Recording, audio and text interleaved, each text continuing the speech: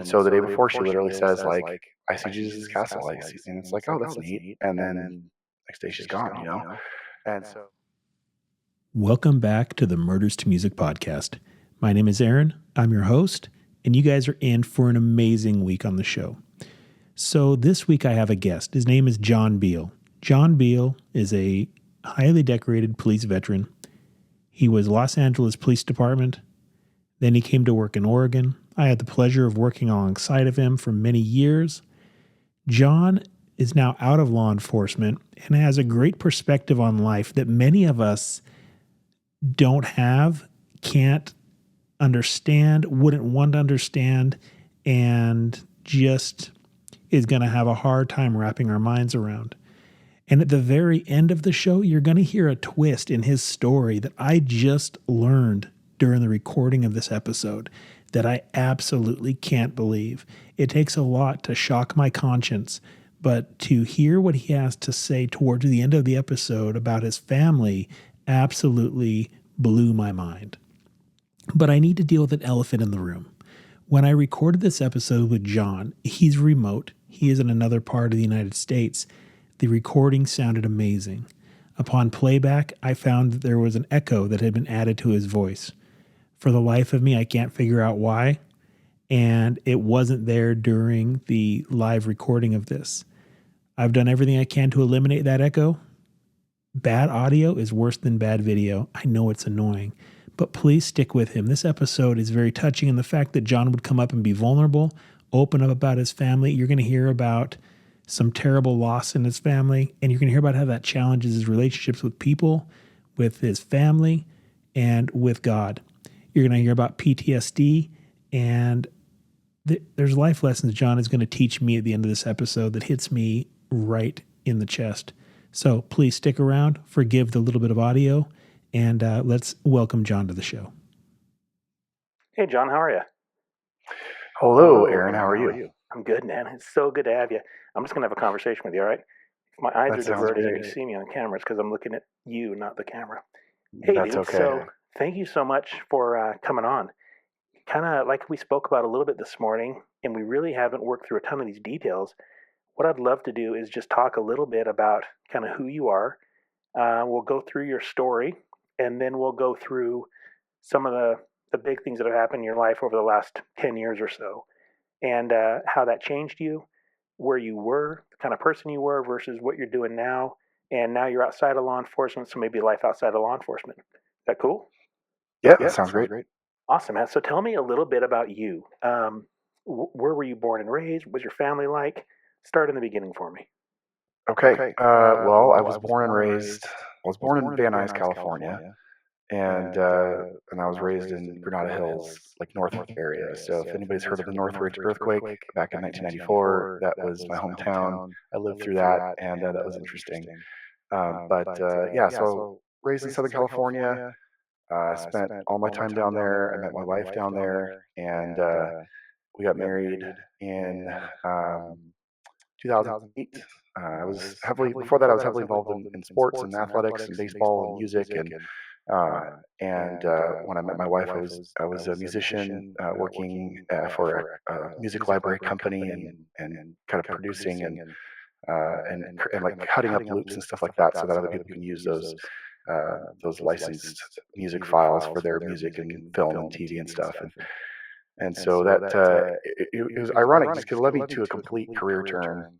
And I know it's kind of a quick kind of segue into the law enforcement side, but realistically, I'm young, 24, 25 years old, just married. Probably I think I was married like 9 months, and in a gig with like a studio gig, and the guitarist in the gig was a longtime friend of mine. We did a lot of church gigs together, and was just saying that he was thinking about joining the California Highway Patrol, and it got me thinking. And like I was, I don't think I ever really thought about going to law enforcement, but at the same time, there was always like an intrigue in that type of field, and so it just intrigued me, and it made me think, and I was like, you know what, that sounds like something that could work for me too, and so I kind of started down the path of research very quickly into doing something like that. and it brought me to applying to several police departments and like failing miserably on the first couple, not really realizing like how to interview and how to present yourself. And I went in there I remember my first interview, I think it was with Burbank Police, and I looked like a total hippie walking into this interview and just not knowing what to say. And sitting down with them, and they're asking me questions that I just have no idea how to answer. And then I realized it was just a terrible failure, and I learned from it, and wound up taking a quick like seminar that LAPD puts on for their prospects and their people who are looking at getting hired with the agency on how to interview. And it was just like this whole thing went off, and I was like, oh, this is how you're supposed to interview. This is what you're supposed to say, and this is how you're supposed to say it and present yourself. And then I went in and nailed the interview with LA and wound up getting it with them pretty quick. And so, yeah, I did a lot of years with them, 4.5 years down there in Los Angeles, working in the San Fernando Valley area. And then I lateraled up to the Gresham Police Department. Before you go into Gresham, let's explore California a little bit. Okay, let's do it. Let's talk about John Beale as a 5-year-old kid. Okay. What was your life like? What was your family like? Mom and dad, are they divorced? Are they married? Siblings? Walk me through kind of those first 10, 12 years of life. Sure. So my parents are still together. They've been together for a long time. I don't have a relationship with them now. We're estranged. Lots of bad blood and history between us in the last probably 5-6 years. But growing up, yeah, we grew up in a really solid Christian home, conservative home, and I grew up going to church and playing little league baseball, and my dad was in the mortgage industry, and so if anybody's ever been grew up in the mortgage industry with their parents being either a broker or a real estate agent, they kind of understand the uncertainty of not knowing when you have a paycheck coming in or not. So it became it was difficult to kind of grow up in that kind of environment where you didn't exactly know if we were having enough money to kind of cover funds or dinner or whatever it was. And of course Southern California is an expensive place to live. So we managed to make it work, and I think that I played a lot of sports growing up when I was young.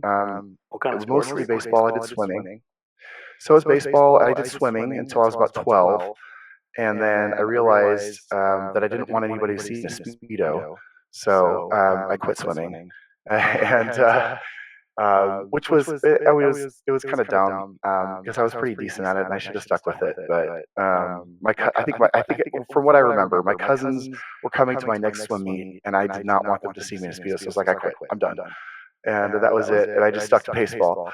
So yeah, it was kind of an interesting way to kind of quit a sport, but baseball was my thing. I was decent at it without working too hard at it, and I played it all the way through Little League and like Pony, and got recruited to play in travel. High school, played all through high school, was varsity pitcher, ace pitcher, and then got recruited to play at a city college in Pasadena. And then at a certain point, like right at that point in my life, I had played so much of it, and I felt like I'd missed out on so much of my life as a youth that I didn't want to do it anymore. So I got burnt out, and I said, I'm done with this, and kind of just went with a back injury. I had kind of a back injury, some soreness in my back, and I was like, I just don't want to do this anymore, and I don't have a passion for it. And I left baseball for a long time. How old were you when you 19. quit? 19? Okay. Yep. So my first year in college. Gotcha. And you also mentioned faith in there and music. Let's talk a little about your faith journey. Like, how did that start? What kind of church did you guys go to? Was it just you, the whole family? Walk me through that. Yeah, so my whole family grew up in the church. Like we went to Foursquare churches, like Pentecostal church, since I can remember. And so all my friends, went to these churches, and they're private schools, the same private schools that I went to when I was in elementary school. And then my siblings, I have an older sister and a younger brother, also estranged, but they were not doing so well in school, so we wound up all pulling us out, and we homeschooled for about 5 years, from my 3rd grade year to my 8th grade year, and still maintained friendships through church and through sports, and and basically I got into music right around that time, like I was around 8, 9 years old, when my parents bought me my first electronic drum set, which was like a little 4-pad drum kit that had little 4 pads that kind of go across the front there, and it came with a pair of drumsticks, and that changed my life. This is, gosh, well, this is probably like 95, and I really felt like after playing those electronic drums in my head, like some band was going to drive by my house and hear me playing on my electronic drum set and just recruit me to play with them, and that was like my dream. As like a 9-year-old kid. It's a dream we all have. Yeah. So, but I stuck. Ironically, I stuck with it and kind of played electronic drums just on that little drum pad set for a while, and then got into the actual drums for the first time when my church youth group was having a talent contest. And I said, okay, well, I'll play the drums. I'll just play the drums for the talent contest. And so I'd never played on an actual drum kit before, but I kind of envisioned what it would be like, and I played it, and I did really well. And they was like, well, why don't you play drums for the church, And so I wound up playing drums for the youth group and wound up playing drums for the regular church over the course of the next year or so. And it was an interesting transition from like never playing on a drum kit before to kind of just really learning really quickly. But I think that's kind of the blood, and my sons do the same thing now too, where they're very quick learners. They just pick things up and are able to do it really quickly and kind of learn on their own. And that's kind of what I do with music. I did the same thing with bass guitar and regular guitar. I picked those things up on my own as well. When drums was great. I love drums, but I couldn't really write songs very well with that. So I wanted to, play a musical instrument, and I did play piano. I took some formal piano lessons when I was like 8 or 9, and so I kind of knew a little bit of the some of the music theory and everything with that, but translated that over to stringed instruments and started playing bass and guitar and started trying to write music and everything like that since I was probably 13 or 14 years old. And then I was recording. I tried, I don't even remember what software programs we were using back in the day. This is mid to late 90s, and trying to record things on a home computer, and then record like drum tracks underneath it to make it sound amazing and I think it is like the best song in the world, but I could only imagine going back and listening to this stuff now. What I know now, I know what it would sound like now. But yeah, I spent a lot of time doing that and just fine tuning music and just trying to learn. So I kind of had split attention. I had baseball that I was kind of played a lot. My parents basically told me that I had to kind of play a sport and I had to stick with it. And if it wasn't baseball, it was something else. So it had to be something athletic. And I was like, well, I know baseball. I don't want to learn new sports. So I'm just going to stick with that. But at the same time, I had a real passion for music and trying to figure out how to kind of carve that out in my life. And so I spent a lot of time working on honing those skills and trying to find a path for that. Which once I actually got out of baseball when I was 19, it led me to kind of divert to the music industry and go to music school and everything like that. So kind of carved that path out shortly after that. What music school did you go to, John? I guess I didn't know that about you. Yeah, so I went to Musicians Institute in Hollywood, California, and I studied music production. And right about that time, they kind of instituted a class, like a course there for like kind of solo production artists who wanted to go out and kind of create their own albums and do that stuff. And so I studied for 6 months and I got a certificate. There's like I think 15 or 20 students in my class to do formal training on music production, how to use recording software, how to mix, how to master, and kind of create your own albums and do that. So that's how I recorded my first album that way as an actual school project. And I did that when I was 20. And then when I graduated the program, they hired me back to be a teacher's assistant there. So I worked there for a little while, kind of helping out with the program and helping with the studio work and getting some of the students through and trying to teach them and stuff like that after that. So that was a quick foray into doing that. Transitioned into working at Guitar Center Hollywood for a while, and that's an interesting gig. If anybody who's listening to the show has ever worked at Guitar Center, you kind of know what it's like. It is cutthroat. I mean, it's straight commission, and it's like what they call a draw versus commission. Basically, they give you minimum wage, but you have to earn it back with the commissions that you make. And so it was really interesting. Where I made enough money to work there, and then very quickly they promoted me to assistant manager within 3 or 4 months, and then I mean, the turnover rate's so high there that they're looking for people to push up the chain and everything. And of course, generally speaking, I'm a ladder climber. I like to get more responsibility and do more things. And so they offered me the job as assistant manager, and I was like, that's amazing, that's great, I'll do it. But it was still commission based, and so I'm trying to manage a department there. They put me over the drum department, so I'm trying to manage the drum department and sales, also sell my own stuff, and eventually I just got burned out. It's like I can't make enough money doing this, and wound up going to work for a company that I had worked for some years back before I kind of went to music school, and went to this music library company and worked there for a few more years. It was way more stable, and kind of got me on the right track. So yeah, it was just an interesting venture through the music industry doing that, while also trying to kind of create my own music.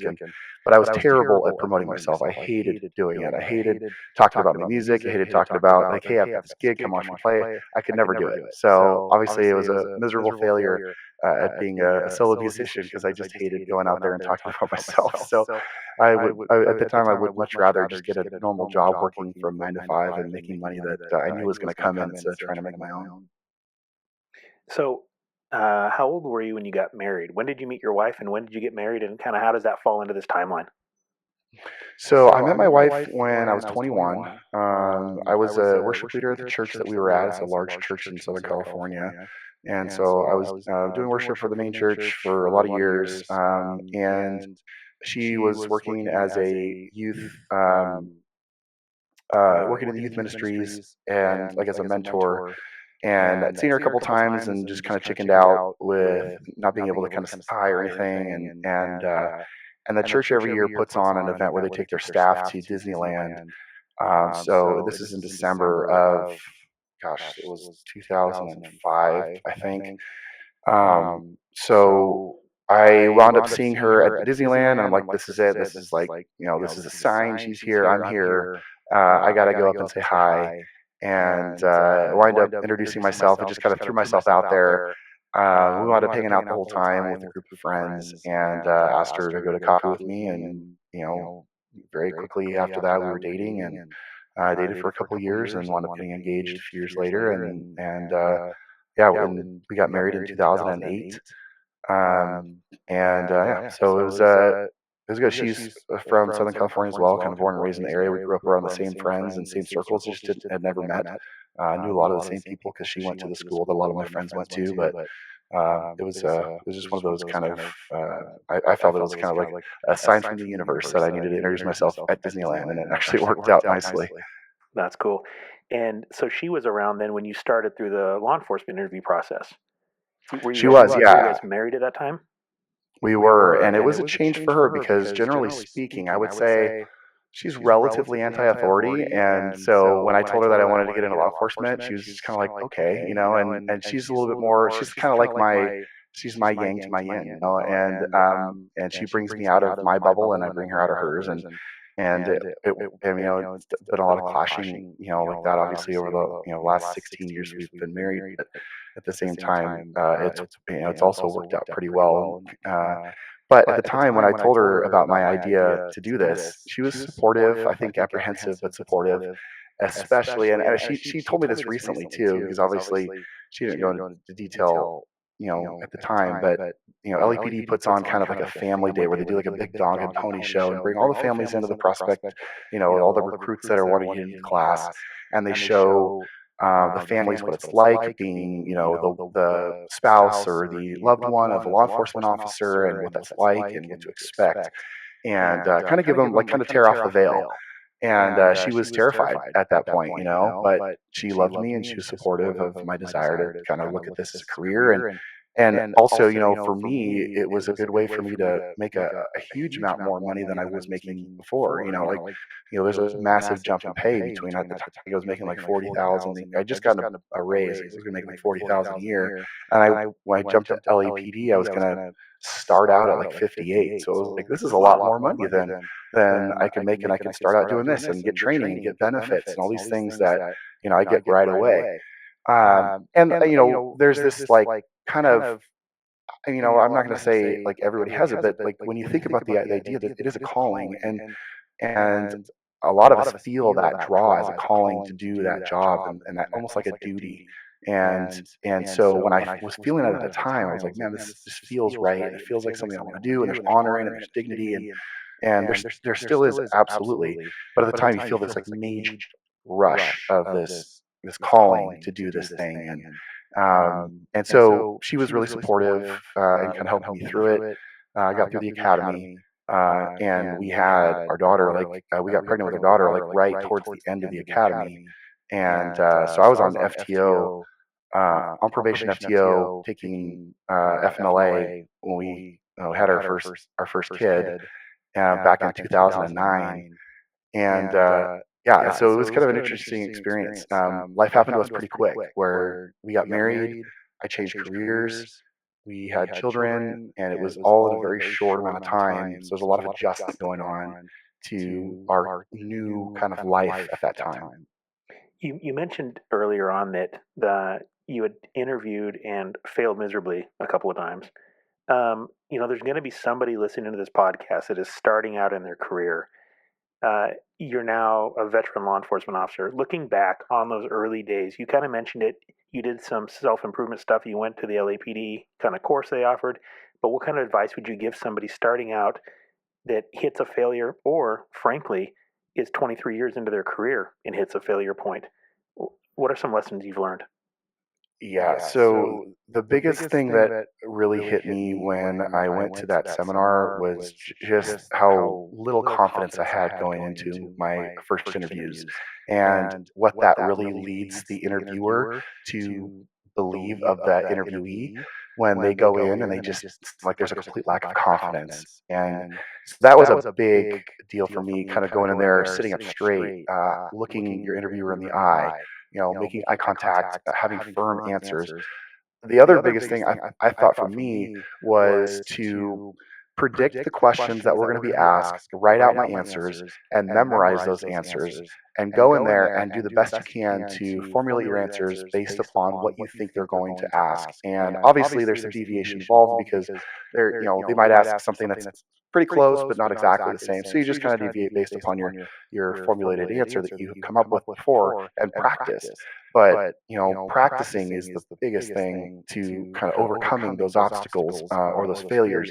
Is what do I think that I'm going to be asked? How do I overcome that? And what do I need to come up with when I go in there? So I know going in there, I'm confident that they're going to probably ask some similar questions to these. I'm ready for those things and have them kind of in the chamber ready to go. And I'm just going to spit those out when I get there. And I'm going to look and seem confident when I do that. Definitely also have some stories to tell, that are relevant to the job, and not, I think, looking back on it, I'm just remembering this now. I think they asked me some stories about, like, have I ever been through incidents at the time that, would kind of lead me to this job? And I think I came up with some stupid answers that really were not, anywhere close to what I should have, brought up, and that were kind of leadership quality answers, or things that, they would want to hear, talking about, how I came through, a difficult obstacle and overcame that obstacle and persevered through that. Um, the biggest thing I think is just kind of making things relevant to the interviewer, making things relevant to the question. And so that those are the takeaways that I really brought away from those failures, is to prepare myself more on the front end and front load that, so that way I go into it being more confident and prepared. And you can't go anywhere in the United States if you're over the age of about 5 years old and you haven't heard of the LAPD, whether it's on TV, whether it's a SWAT show, whatever it may be. What was it like working for the LAPD? Both, what was it like on the day-to-day, but then what was it like on the pride ego side? Was there an ego trip that came with that, both in you and your immediate peers that you worked with? Yeah, I think there's a certain level of kind of I made it status, when when you're on the job there, and when you get past even going to the academy, even going to the LAPD academy, it's like, man, I got here and I'm in this, I'm doing this. Now, it was not easy. It's very paramilitaristic. You get yelled at and smoked a lot. Like, they're having you do push-ups all the time, for somebody's stupid mistake. And I look back on it fondly. I'm like, yeah, that's fun, and that makes sense. Obviously, their goal is to down so they can build you back up into what they want you to be, and that makes sense for that. But once you get on the job, there is this kind of there's this air of a little bit of like, yeah, I'm good at what I do. I'm kind of at the top of my game. I'm at the agency, a premier agency in the country, and when you're on probation, you're kind of like nothing. But once you get off probation, you become a police officer two, what they call a P2 dog, and you're going out there, and sometimes they call you a gunslinger. You get some of these guys would go out and get their drop swivel holsters, and they would put that on their belt. And now looking at it, kind of looks ridiculous. And it's like, why would you do that? But it was kind of like this rite of passage. You go out there and you're like, you know what? I'm in probation. I'm going to get my swivel holster now. And so when they're running after these guys, the gun is like swinging all over the place and looks ridiculous. And some of these guys would go to their decocker school so they can get their 45, and they wanted to get, they wanted to shoot, you could shoot different sharpshooter medals or shoot different qualification courses so that you can wind up getting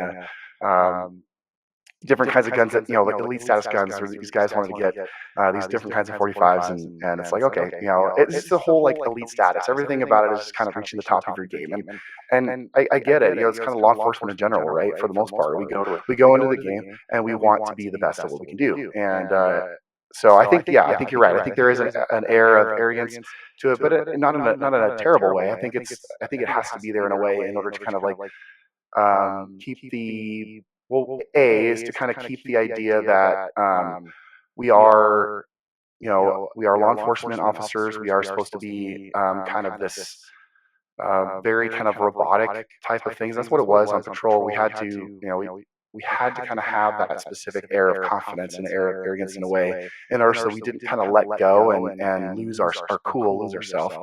We had to be confident in what we knew and what we could do. But at the end of the day, like I think I became like super self-righteous. I remember, like when I got out of the academy, my wife wasn't super. Yeah, my wife was not always a fan of mine when I would come out, and she would want to do something, and I was like, oh, we can't do that. I can't do that. I can't be caught up in that. And I can't do this. And it's just like, it wasn't even big of a deal, but I felt like I couldn't touch my toe into anything that would like potentially sully my name or whatever. It's like I was being way too overly cautious, and I got so tight, and I think that I got so overly self-righteous about certain things that it almost, and I would probably venture to say that I was probably self-righteous to begin with, and this just exacerbated it. So yeah, there's that element for sure of kind of dealing with that whole like self-righteous pride aspect, and not only just on the streets, but with your home life and your marriage too. And I think that one of the things that I've mentioned on the show, but totally, I think I didn't notice until I left law enforcement. And again, I think I was very good at what I did. I think I was good at solving murders and child abuse and interviews, and I have television shows about me and all that kind of stuff. But man, looking back, my pride was so big, in that final moments. And I'm going to do an episode here about the Dateline experience. And having a Dateline about you and your case is pretty cool. But man, so ego driven and so much pride. And I got caught up in that. It's like I should have put it on my business card. That's kind of how I felt. But you're right. It's law enforcement in general. We're out there doing God's work. We are seeing the evil. We're saving each other's lives. And it's just really easy to fall into that slippery slope, and I don't think it's just isolated to law enforcement. I think that, no matter what you do, if you're good at it, you can be a car salesman. You can walk around with that big ego and pride, and it's just something that, the Bible warns us against. But oftentimes we don't, I mentioned on a show a couple weeks ago, it's a slow fade. You start off being one person, and by the time you're done with your career, you're done with that incident, you've completely changed it into somebody else, and you didn't even see the transformation until you look back. And that's what I think the transparency on this show and the vulnerability on this show, we're going to get some vulnerable stuff here in a second with you, but I think that's what makes it great. That's why that guy can reach out to me this week and be like, dude, I'm struggling and here's where I'm at. I've never told anybody this before, which is kind of cool. Let's talk about the move to Oregon. Tell me about the move to Oregon. What started that? And that's where you and I first met. So we'll talk about that too. So tell me about it. Yeah. So, I was under the impression that, and I'm kind of one of these people that likes to get my mind made up on something and finish that out. I like to start something and finish it. So when I started with the LAPD, I was like, I'm going to retire with the LAPD. This is it. I love this job. And don't get me wrong, like working in LA as a cop was awesome. On the streets out there working patrol and doing some specialized gigs and stuff, that was awesome. I wanted to work in a compliance unit where we basically tracked parolees, and that was a lot of fun. But the command and the bureaucracy in it was really difficult to deal with on a regular basis. So it wasn't easy to navigate and micromanaged up to the hilt, and it was just really difficult to almost have a personality there. So and my wife had been wanting to move out of California for a while and just kind of experience. She's a traveler. She likes to change things up. Not just our living situation where we live, but our house. And she likes to, redecorate a room 18 times. Some people that just like, okay, I'm good with this. I've lived with this for a month. Let's change it. And so for her, she's like, I am ready to get out of California, and I am much more hesitant to do those kinds of things. I'm really resistant to change in general. So it took her a while to convince me to do it. But at the end of the day, like we were poor there, and I was making a lot of money, but I couldn't keep up with my bills.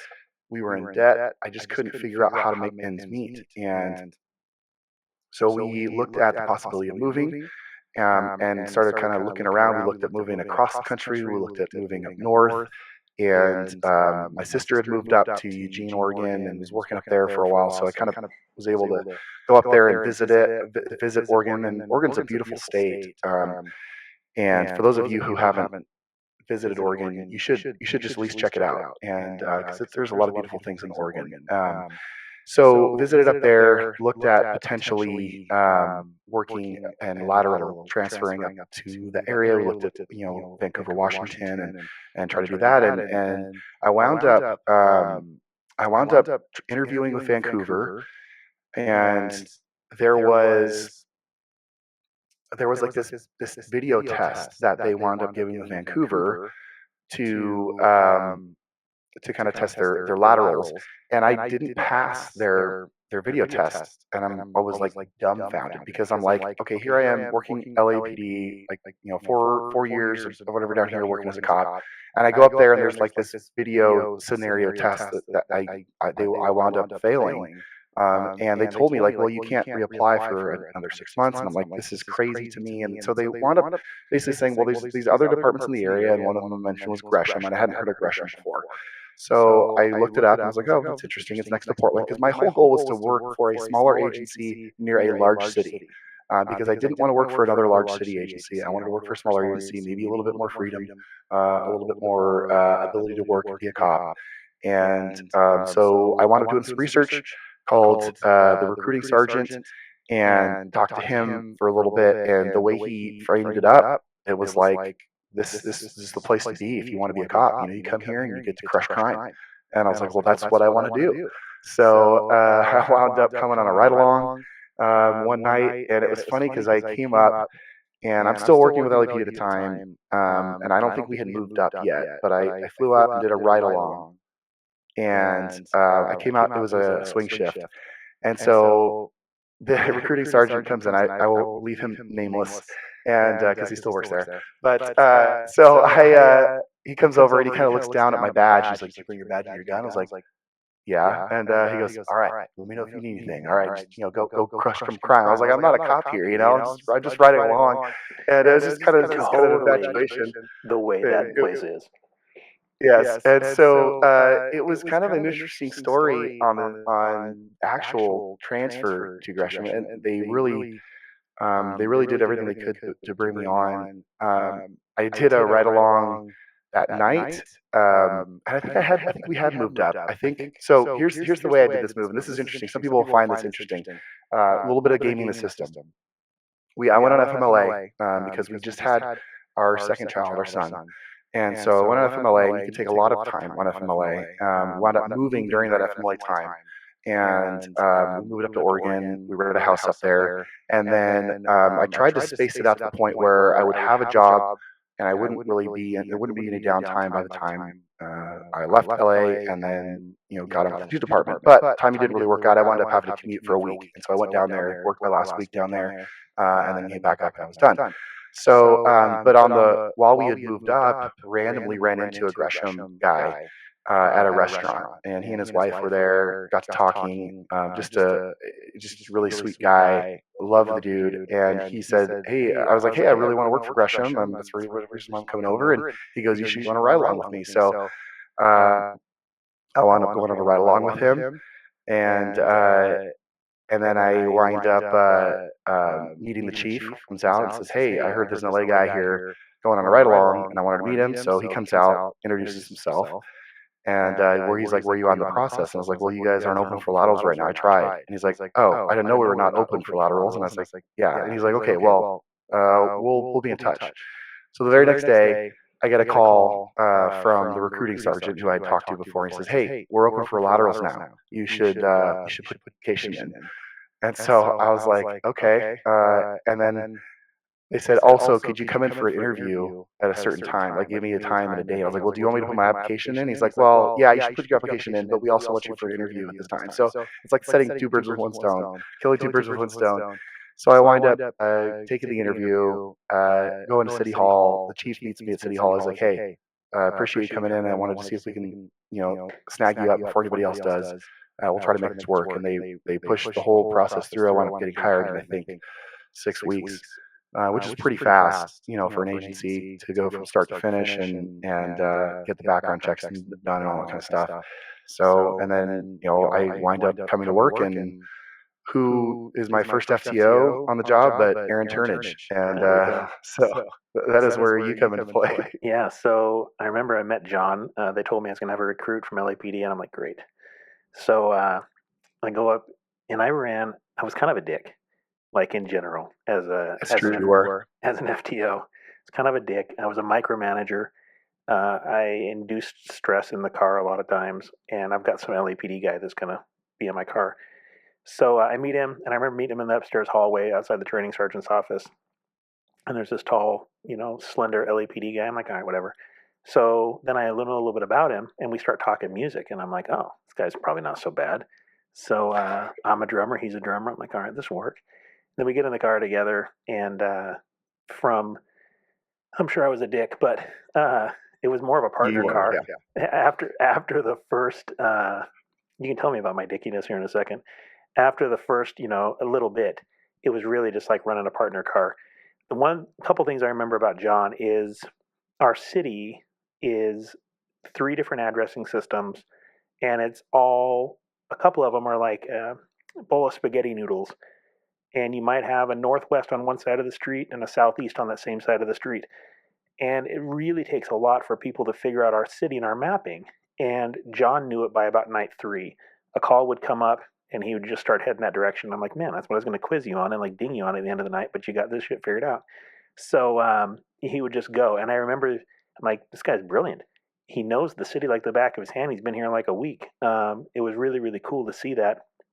And then we stopped a guy one night for DUI, and this guy was all over the road. He kept swerving, and so we stopped this guy for DUI, and I get him out, I give him field sobriety tests, and he's okay.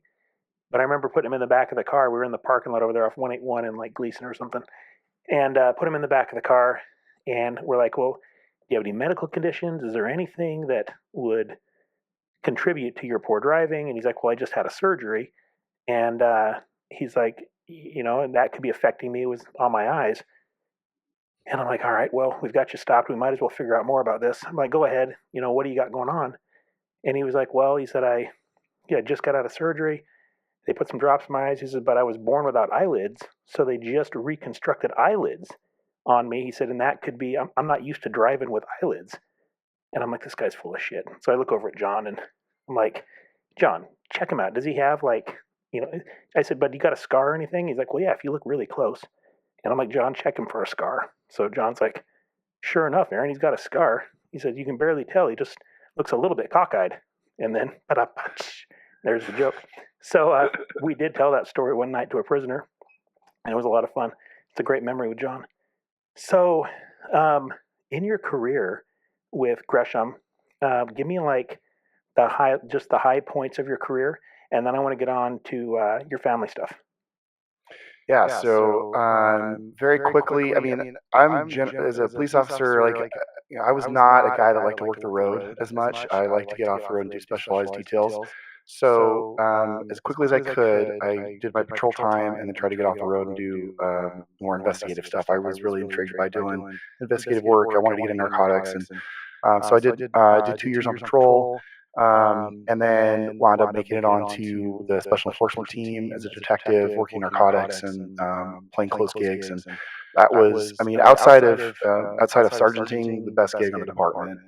It is just an awesome, awesome job. You get to do so much stuff and see so many things that you just don't get to see when you're in uniform. And it was just a really neat learning experience and a bonding experience with the team. And so I did that for 3.5 years. I wound up promoting out of that unit to sergeant, and then while I was kind of doing that, it was kind of towards the end of my narcotics days. We wound up, we wound up buying a drone for just trying to figure out like if we could use a drone for controlled buys, because there were some apartment buildings in Gresham that were all inward-facing square, like, inward-facing doors into a courtyard, and we didn't want to send a human being into that structure when we were buying drugs, and so we wanted to see if we could get a drone to do that instead. So we got this drone, spent a lot of drug money on it, and I opened up this box, and like from then on, it was just like my brain exploded with the idea, and I hadn't even thought about this before. It was not even in my grid.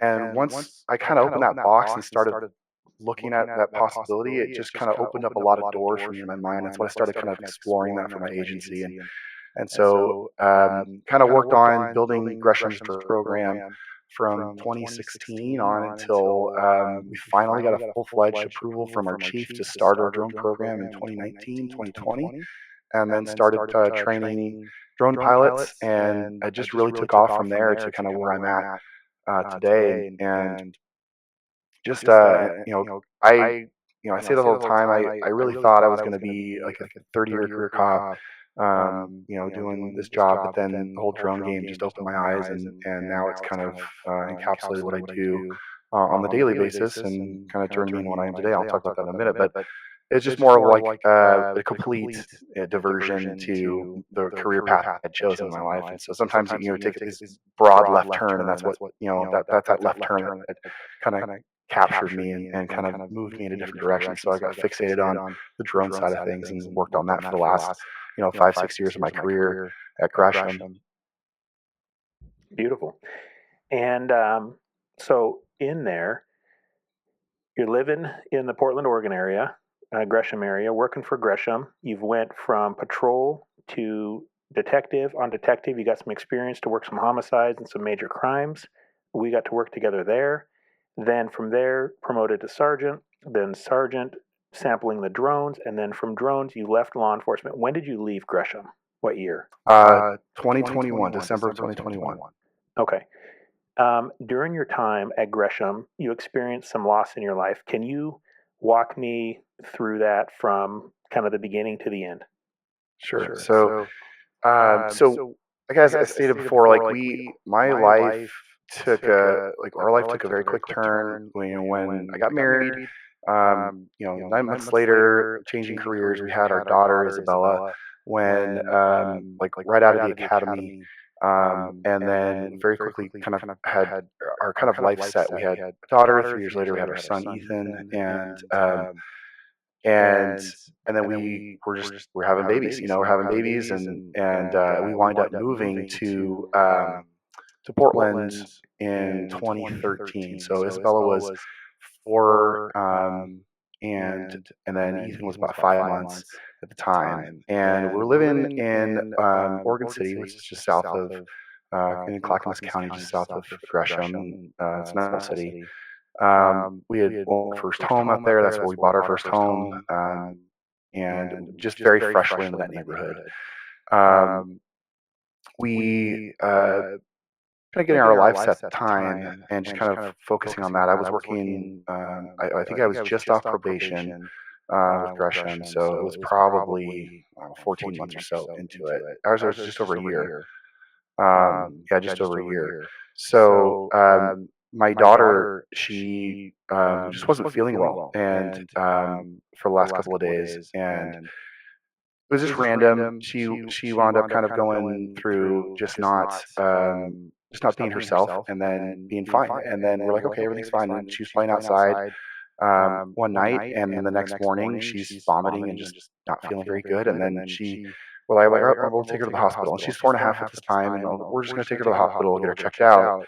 Didn't think much more of it. And right as I put her in her car seat to put her to take her to the hospital, her eyes roll back and she loses consciousness. And so I pull her out of the car seat, and I run her out to the porch on a flat surface, and I start doing CPR.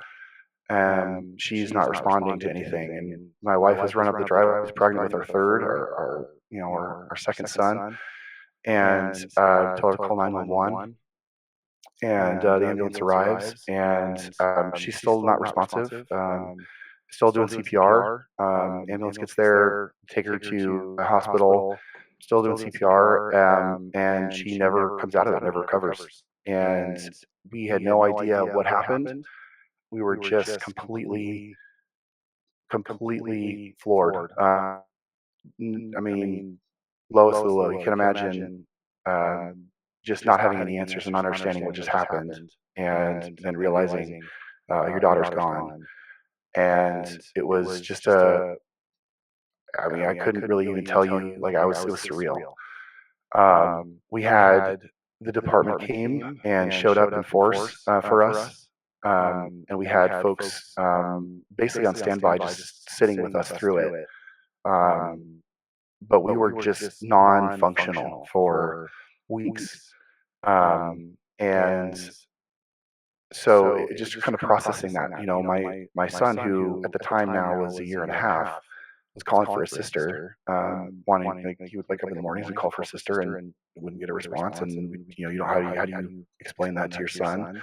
And we just didn't know. And a few weeks later, we got a report from the medical examiner with no information as well. They thought that she had what's called group A strep in her bloodstream, but other than that, there's nothing outstanding on why this would have happened. And so we thought that she just got sick or sepsis somehow. And so we were left to process that for a long time. And my wife was pregnant at the time. She also fell when she was running up the driveway during that time. So she had to get checked out at the hospital, and all this stuff was going on. And while we're processing all this information, and I think she was 5 months, 6 months pregnant at the time. And so we're just kind of processing how all this is going to go through and happen, and what we're going to do about it. And you have no idea what to do. And thankfully, GPD comes in and really takes the reins and helps out with dealing with a lot of the things that we just had no idea what to deal with. And so we had friends that were actually, posted, put on special duty at our house for probably about 3 weeks, and they were given actual time, straight time to work with us and help us out during that time. And so GPD really came to bat for us, and became a really close family for us when we needed it, because we had no idea what to do. I was separated from my family. My parents were down in LA. They wound up flying up and helping us out and staying nearby. But it was just I don't know. I can't really describe it other than just a miserable mess. So it was a lot of years. Go ahead. No, sorry. Was there some? Did your daughter make some comments the day before, night before, something like that? Yeah, and I appreciate you reminding me of that, because see, you never think about it until like something like this happens. But she made a comment the day before, where she looks up at the sky and she says, "I see Jesus' castle up there. I can see Jesus' castle. And it's like, oh, that's neat. That's neat, Bella. Like, that's an awesome observation you're making." And she had a really close relationship with the Lord. Growing up, and loved Jesus, and it was evident, and sing songs about him all the time. And so the day before, she literally says, like, I see Jesus' castle. I see, and it's like, oh, that's neat. And then next day she's gone, you know? And so I don't, I never want to say that it's like foreshadowing anything, because I don't, like, I'm not one that believes in necessarily, like, I don't know if I believe in like predestination like that, but at the same time, I think it was a sweet memory for us to know that, like, to feel like, she's just a sweet girl who loves Jesus, and we know where she is, and that's like, that was just a really interesting and loving memory that we have of her the day before. So what happened next? So we spent 5 years just in a really difficult emotional place. It was about, yeah, 5 years. We we didn't really get out of our shell. We kind of stayed hunkered down. Didn't really. We had a really close knit neighborhood who really took care of us very well, and we would get together with them on a regular basis. And so we would go have dinner at their house or sit on their deck and take care of our little ones. My son Saxon was born at that time, and then we went to having our son Jasher shortly after that, in 2017, 2016, sorry. And so we just really went through a difficult time emotionally and spiritually, just trying to figure out what to do about our life. Because when you lose your child, your life is ruined, and you don't know how to overcome that and fix that. It's like there's no way to make it better, no way to actually like come out of it and be like, okay, everything's fine now, or everything is like as it was before. It's like your life is never the same. And so, dealing with that kind of mentality, especially as kind of pseudo young parents, I was 29. No, I was 30. I just turned 30. And so I'm 30 years old, just dealing with these crazy, like, life traumatic happenings that no parent should ever deal with. I stayed off work for about 5 weeks, and then I felt like I needed something to kind of take me out of my funk. So I back to work. Um, and that was a bad choice. I shouldn't have done that so soon. And especially after talking with my wife, she just was not ready for me to go back, but I felt like I needed to do it. And then I also had some external pressures. I felt like, I wanted to please the department because they were taking care of us. And so I wanted to kind of give back to them too. And I wanted to make them, feel like I was going to be okay and all that kind of stuff. But I wasn't ready to go back, because a lot of the things that I wound up dealing with on the road were just so traumatic, coming back to work, especially anything kid related. And I wound up having to deal with a lot of child abuse issues, and just as a patrol cop, I'm going out there to these calls where these kids are just malnourished or not taken care of or neglected, and it made me angry and upset. And I remember one specific incident where we went to a call, and I'm going to a call because DHS is calling us out there, and they were working on getting a writ of assistance. And for those that don't know what a writ of assistance is, it's basically like a warrant for the Department of Human Services to go and take custody of a child, like without the parent's consent. And so it gives them the authority to like go into a structure and take that kid out. So they were working on this thing, and they said, "Hey, we're going to come back with the SWAT team the next day, but where it was, but we're going to do this warrant. We're going to execute this warrant the next day, but we need to go and try to knock on this door and try to get this guy to turn over his kid because he's being a dick, and he's not giving his kid, and he's being abusive and all that stuff." So we go to knock on this guy's door, and I know he was a turd, and he had a long record, and he actually had warrants at the time, and so we knock on the door. I was like, "Oh, if he comes out, I'm going to arrest him." And of course, he doesn't come out. And he just plays games with us, and I was really upset because I felt like this guy was such an a-hole, and he's like, I feel like he's getting away with it, and I didn't, like, how could this guy get away with it and have his kid alive right now and my kid's not, And so I knew we were going to come back. And so at the time, and he had some surveillance cameras up on his door just to kind of keep an eye out, because obviously a lot of the crooks have their surveillance cameras up so they know when the cops are coming. And I tore one of the surveillance cameras down, and so it became a deal because he wound up calling to complain that I tore his surveillance camera down to sergeants, and one of the sergeants at the time, who's now retired, wanted to burn me for it and charge me with criminal mischief and everything. And my justification was for it was, well, I knew that SWAT guys were coming back, and the next day they were going to serve a warrant there, and so I'm disposing of a camera that could potentially give away their position or cause them to have problems going in there. And the other sergeant, who was kind of a newer sergeant at the time, wound up being pretty lenient on me and just kind of writing me up for it, and giving me a good talking to, and basically saying, hey, listen, I know what you're, he's like, I can't understand what you're going through. I don't know what you're going through because I've never been through it myself. But I can understand that obviously you going through things like this is not helping you on the road. And so you might want to rethink like how you're doing this or what you're doing out here, because it could get you into some trouble. And so it did. I mean, I had to kind of take a look, take a step back and be like, okay, I need to be better, on the road. If I'm going to do this job, I can't let my emotions get the better of me, because then it's going to cost me my job and potentially cost me my livelihood.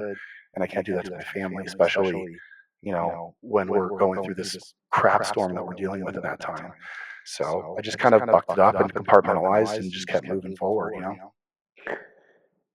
Do you have any more children during this time?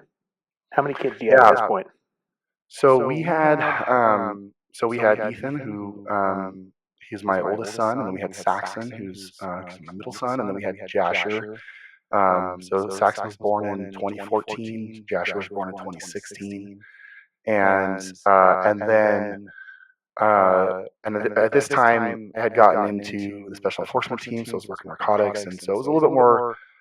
It was a little bit more laid back than normal patrol work. I had a take-home car.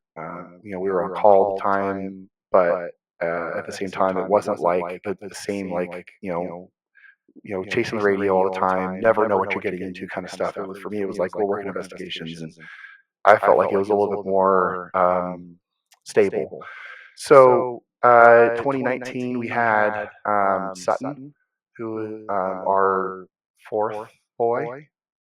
Yeah. Sorry, we have a lot of boys, and at this time too, like we're as a couple, we're dealing with the fact that we've lost our daughter, and there's this hole in our life that we're trying to fill and trying to have another girl, and we keep having boys, and so we wind up having all these boys in the meantime, who are all fantastic boys. But we have Sutton in 2019, and then right after I promoted in 2018 to sergeant, and then was working just off probation in 2019, and working patrol. I think I was working nights at the time, and wound up. I think this is. I guess it was May or March of 2019. Jasher, who was 3 at the time, had a real weird episode where he just didn't feel very good. We took him to the doctor. He was lethargic.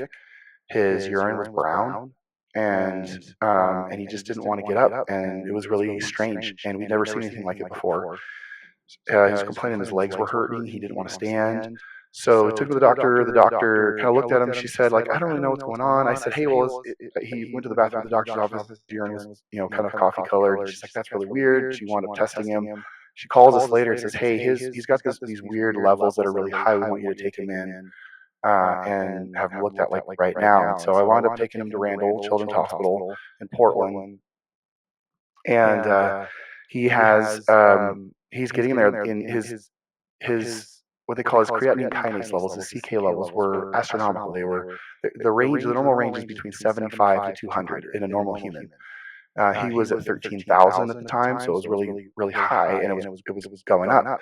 So they were putting him on real high maintenance levels and trying to get his levels back down. We wound up being in the hospital for 6 days.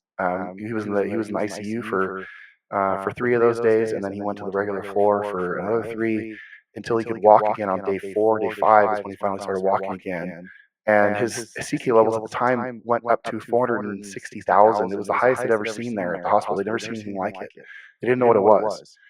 And genetics didn't really understand it. They were like, we don't really know what it is. We looked at getting genetic testing, but our insurance wound up denying it. They said it wasn't medically necessary. Our geneticist thought it was a fluke and thought it wasn't going to happen again. So we're like, okay, well, all right. And then 6 months later in November, he winds up kind of waking up early in the morning, complaining of his legs hurting again. And we're like, all right, well, he has another episode. We're going to go back to the hospital and probably be for a few days and deal with this again. And he goes to the hospital, and they hook him up to a line and start giving him fluids, give him some Tylenol, and we were in the hospital for 45 minutes, and he starts coding. And at that point, like all of the trauma of watching my daughter go through the same thing is happening again in me right now. And on a spiritual level, I'm trying to attack this on a spiritual level because I felt like I failed the first time around, and just trying to pray over him and trying to do all these things and try to what's happening. And they wound up like getting his heartbeat back a couple of times, and I called my wife and said, "You need to come down here right now." By the time she gets there, she winds up passing out, and they put her on a bed in the hallway, and they're still working on him for an hour plus. They're doing all the pulling out all the stops, trying to get him back and going again.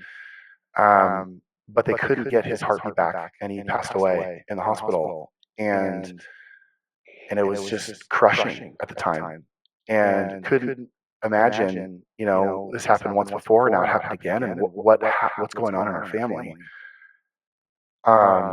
And having to make that phone call again, like, hey, I call, my lieutenant saying, hey, like, Jasher died. I'm not, and he was dumbfounded and prayed for me on the phone. And I was like, I don't know what to do. He's like, well, who do you need? And I just said, I need these people to get here now. And I don't know what else to do. And so at that point, whenever these things, I say whenever, but unfortunately it's happened to us twice. I can't get myself up off the floor to do these things. And, you have these moments where like you can't function, and you're wailing, and that's what it was. And as a parent, you lose your child, you're wailing on the floor.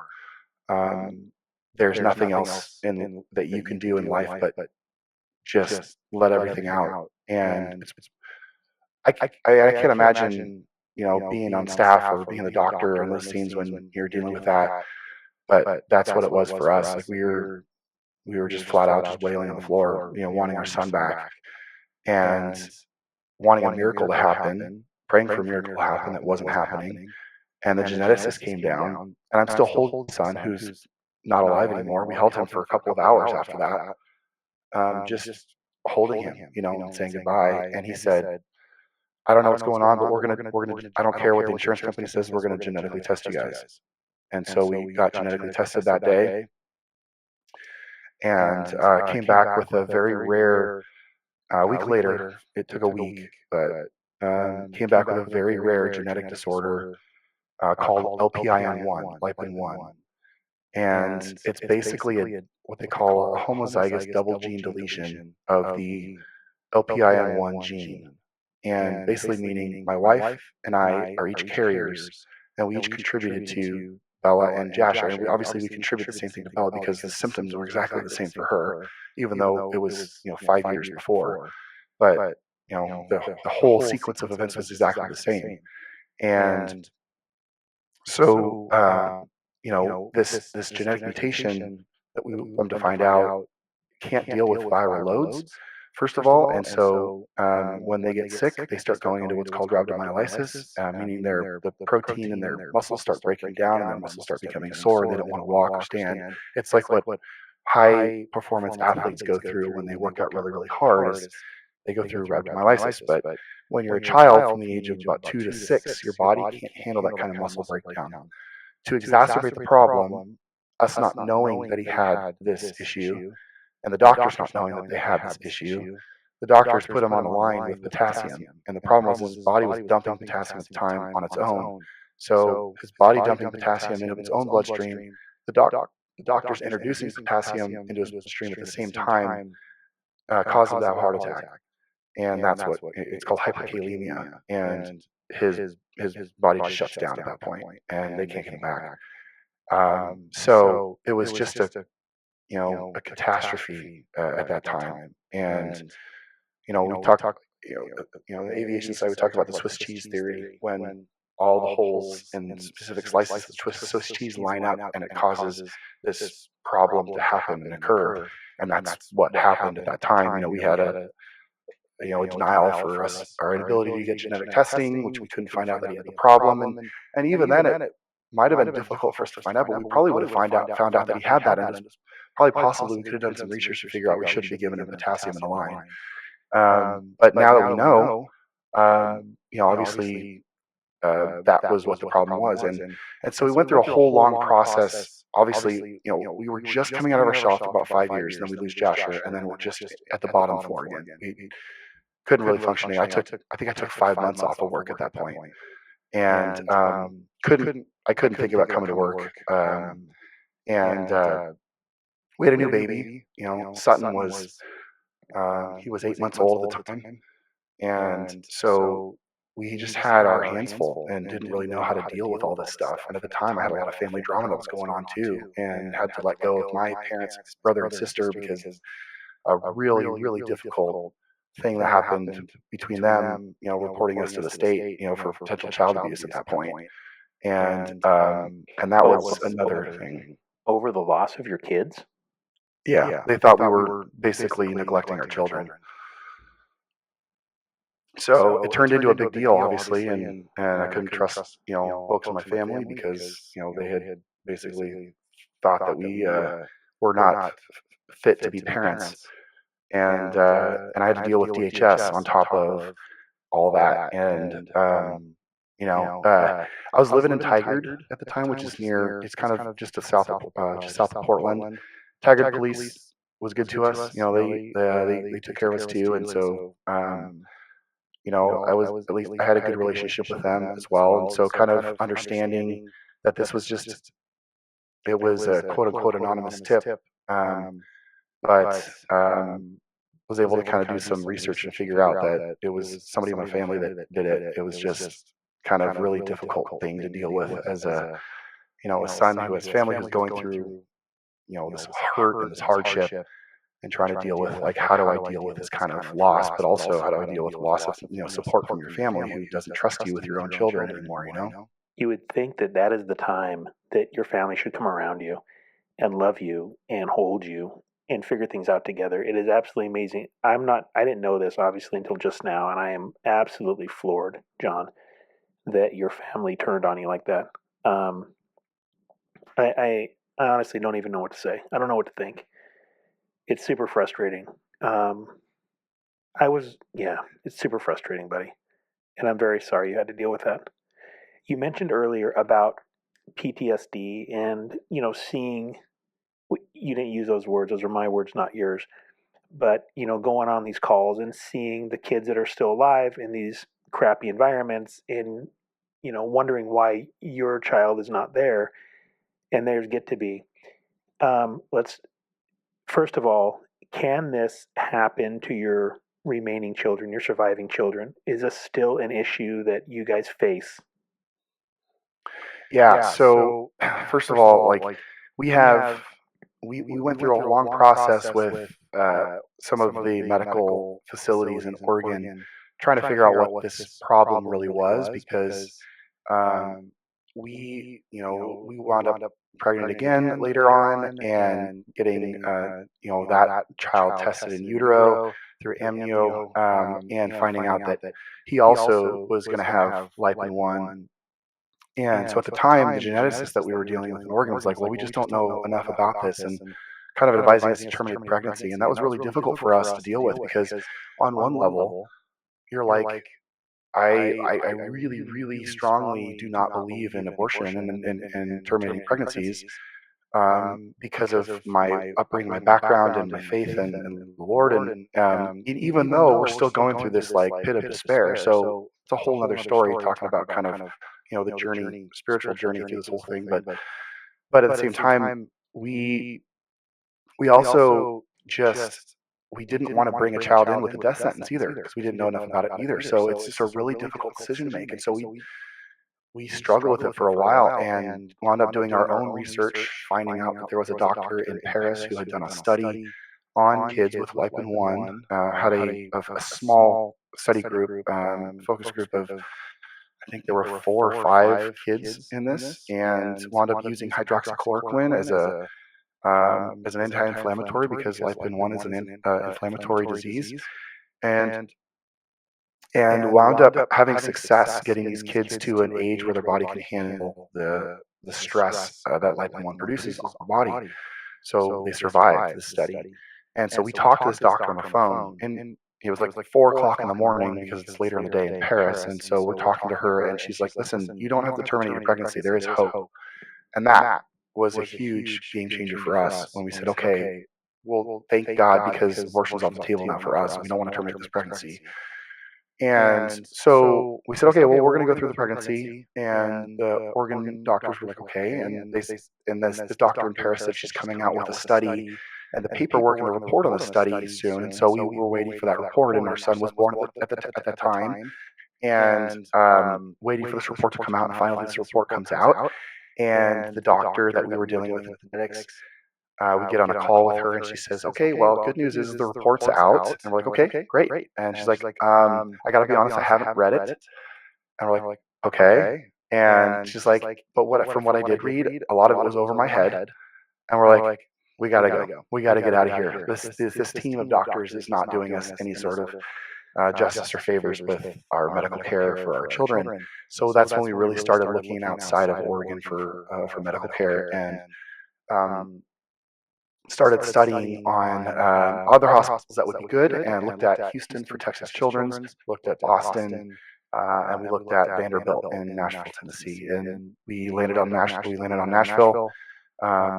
Came out and visited, and obviously this is also during like all the George Floyd riots. This is during the COVID shutdowns and lockdowns, and the craziness that was going on in Oregon, Washington, California at the time. And so it was kind of a no-brainer that we needed to escape the West Coast and go somewhere where we felt a little bit more safe. And because outside of all of the trauma that we're going through with having this stuff, you're getting into fights with people over masking in stores, in Oregon. People are confronting you because you're not wearing your mask over your nose. And it was just ridiculous at the time. I was like, "Okay, we got to go."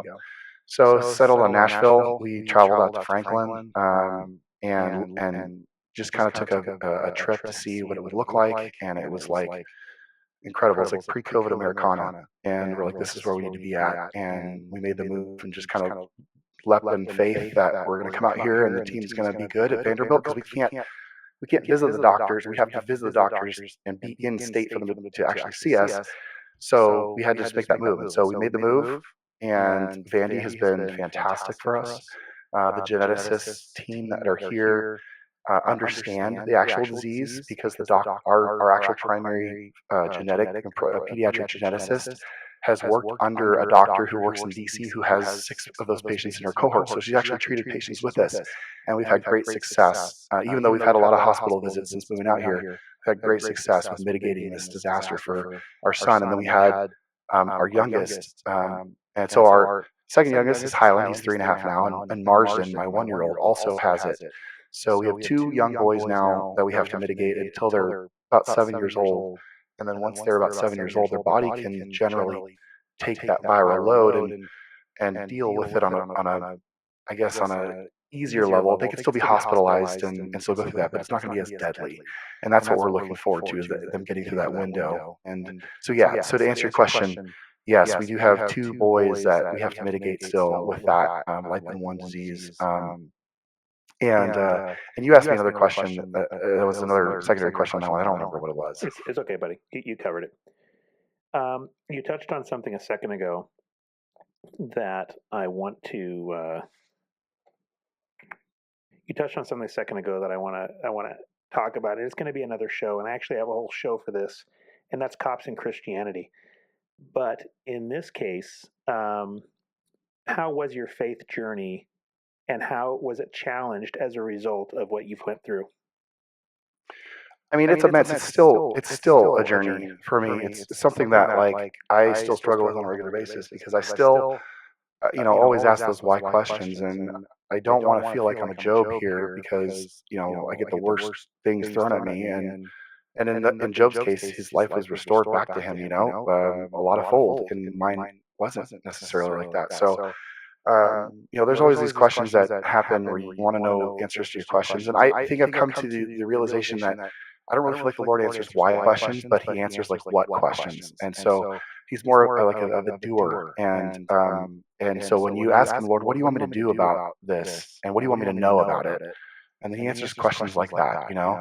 And that's those are some of the epiphanies that I've had over the years, because we really went through the depth of, like, I mean, we dug a hole like deeper than I could ever understand at that time. I wanted to drive my car to the river. I every day I would drive to work along the Clackamas River. It's a beautiful drive coming up from Morgan City. And almost every day on a regular basis, I just imagined myself just driving my car into the river, and just like ending it and being done. Because it just would have been easier. But and then I could be with my kids. But I just, I have a very strong sense of duty, first of all, as a father and as a husband. And I knew that, obviously that's not the right choice to do. And so you work from that, saying, okay, I'm obviously not going to do that. I know better. I didn't want my kids to deal with that either. But at the same time, like, it's still, I would go out on calls, and I wish that somebody would shoot me, and I would die in the line of duty.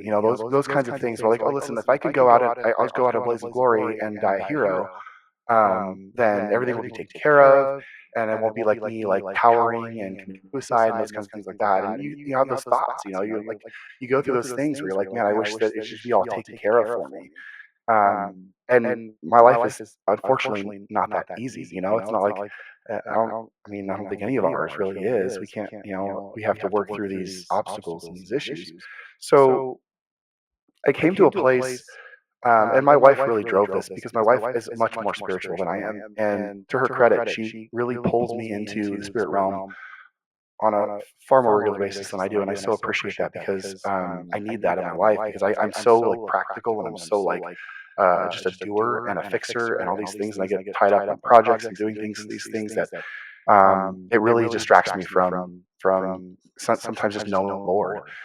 And so for a lot of years, she just worked on me, and she just, she tried to just draw me in and said, listen, we need to spend some time with the Lord, and we need to, kind of figure this out. So we would just meditate, and we would just sit there and just go into the spirit. You'd lay down, close your eyes, and just kind of let your thoughts drift, and then just kind of see where you go. And kind of we would, obviously we would always use Jesus as our gate, and just be like, listen, like, we want to understand you, we want to know you. And so we would just kind of like envision ourselves taking Jesus' hand right there, and just kind of walking with Him wherever He would take us.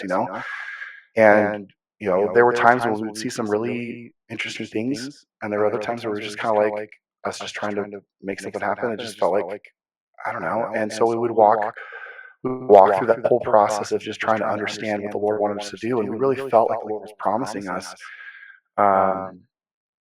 like He was saying, hey, like, your life is going to be restored in some way. You're going to have, you are going to have a girl, and we had lots of dreams about that too. And to date, still we have 5 boys right now. Wow. But and so we're still, a lot of years we've processed this, like why things work out the way they do. And I think for us, we it's just we kind of realize we just want to understand the Lord better, and just relationship with Him, and just sit in it, just kind of rest in Him. And that's kind of been the hardest journey, is because your mind races, and you sit there trying to figure out all the problems and trying to wonder why and all that kind of stuff. And I think He's just saying, just come and rest with me, just come sit with me. Let's just rest. Let's not worry about stuff. Give it to me. I'll take care of it. And that's sometimes the hardest part, because you want to be in control, and you don't want to let go of control of all this stuff. You want to fix things. I want to fix things. I'm a fixer. I could not fix our life. So I'm trying to figure out how to do that. And that, I still struggle with it. Something I still struggle with on a regular basis. It's not over for me by any means. One of the things that did help me, though, was just kind of allowing, on my rides to and from work, I would just, in my passenger seat, I would just invite Jesus to come sit with me.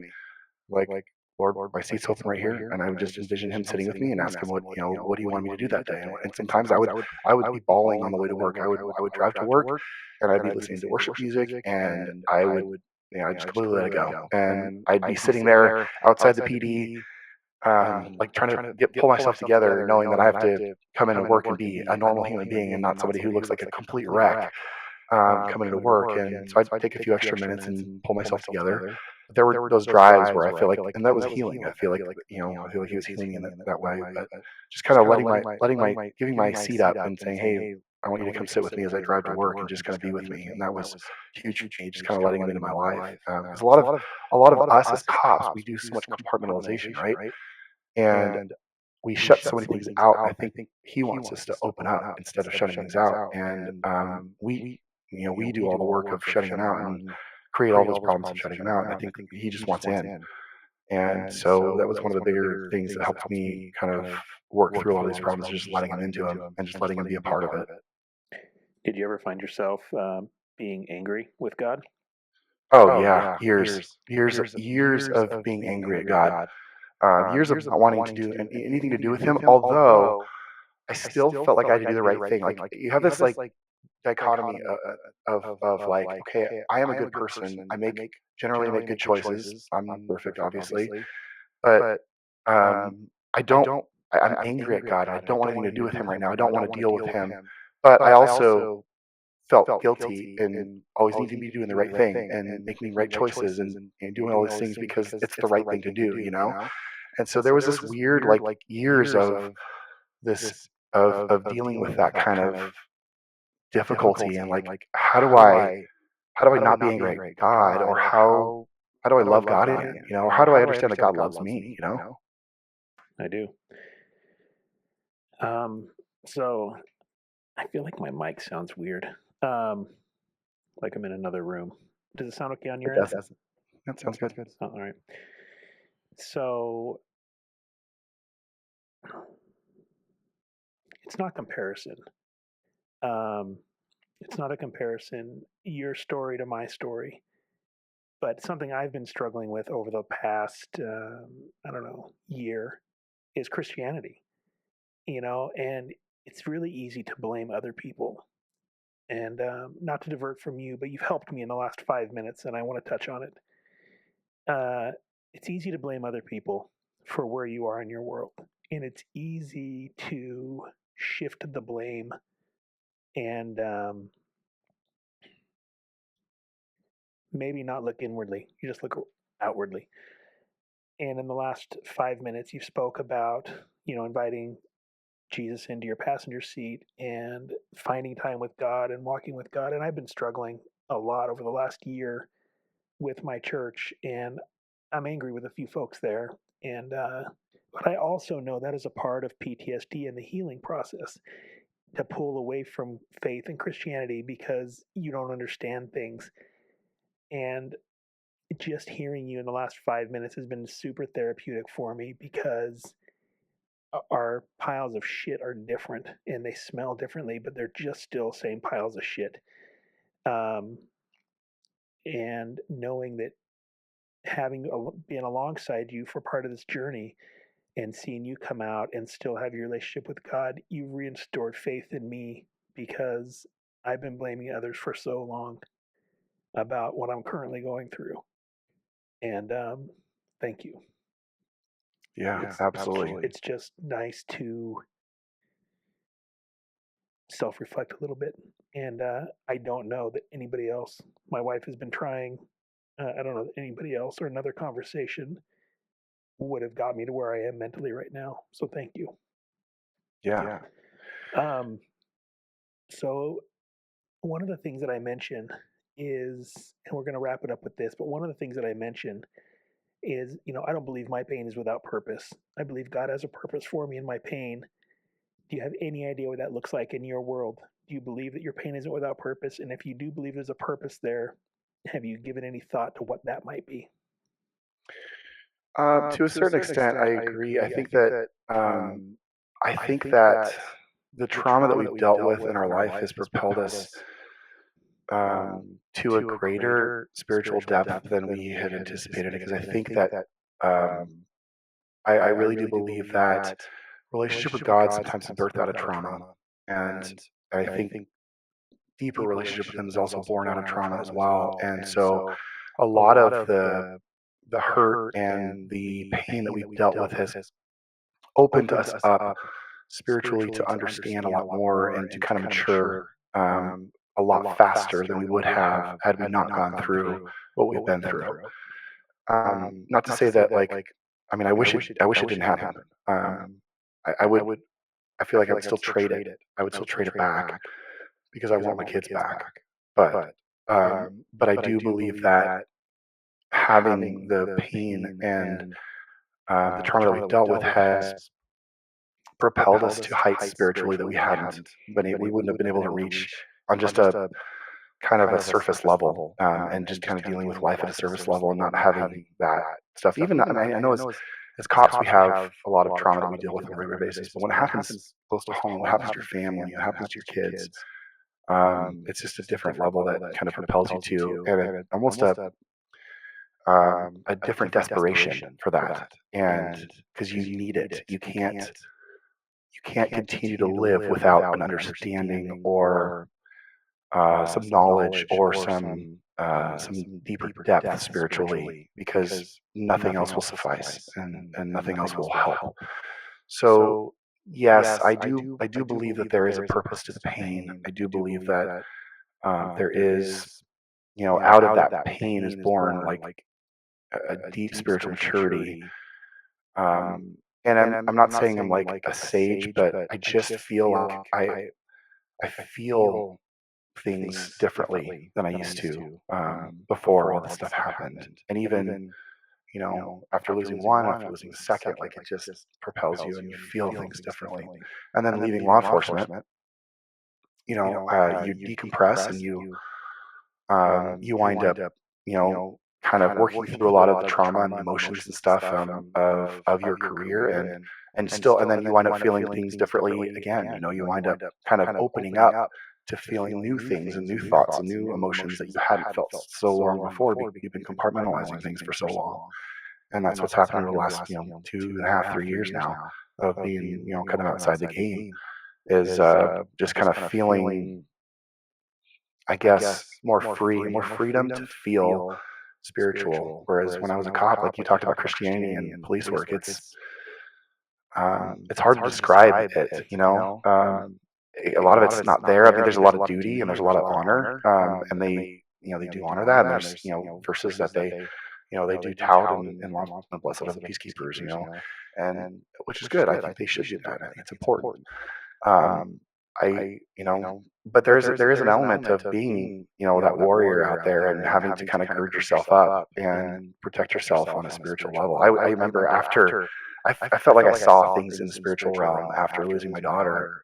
When I was a cop, I would see things that I hadn't been open to seeing before.